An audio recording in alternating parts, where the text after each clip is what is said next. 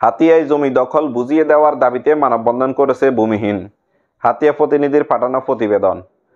বন্দোবস্তকৃত জমি দখল বুঝিয়ে দেওয়ার দাবিতে মানববন্ধন করেছে ভূমিহীন কৃষকরা।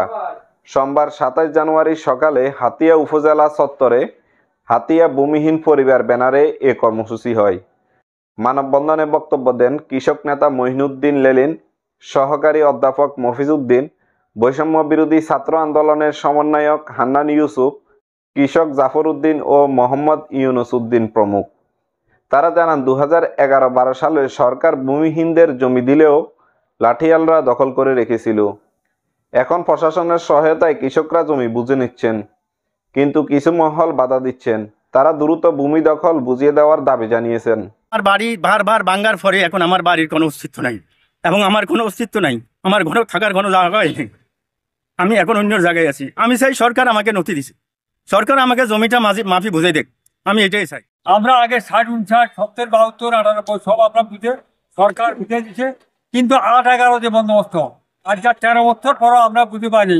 আমরা আমাদের স্থানীয় প্রশাসনকে ধন্যবাদ জানাই, ওনারা নিয়মতান্ত্রিকভাবে প্রশাসন আমাদেরকে বুঝিয়ে দেওয়ার জন্য উদ্যোগ দিচ্ছে।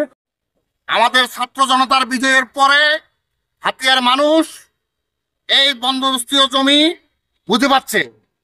একটি কুচক্রী মহল আমাদের এই জমি যেন মানুষ না পায়, যারা লুটপাটকারীরা পায়, সেই জন্য মেপে দেওয়া প্রশাসনের মেপে দেওয়াকে বন্ধ করার জন্য নানা চক্রান্ত করছেন। যারা নথি এবং বন্দোবস্ত পেয়েছে তাদের ভূমিগুলো বুঝে পাক, তারা তাদের সেখানে ঘর করবে, ধান চাষ করবে, তাদের মাথা গুঁজার ঠাঁই হবে। আমরা তাদের এই মানববন্ধন, তাদের এই দাবির সাথে ঐক্যমত পোষণ করছি এবং ৫ তারিখের আগে যারা এই ভূমিহীনদের অধিকারকে বঞ্চিত করেছে, ৫ তারিখের পরে যাতে কোনো রূপ পাল্টে কোন ধরনের এই ধরনের ভূমিদস্যু সুযোগ না পায়, প্রশাসনের সুদৃষ্টি কামনা করছি।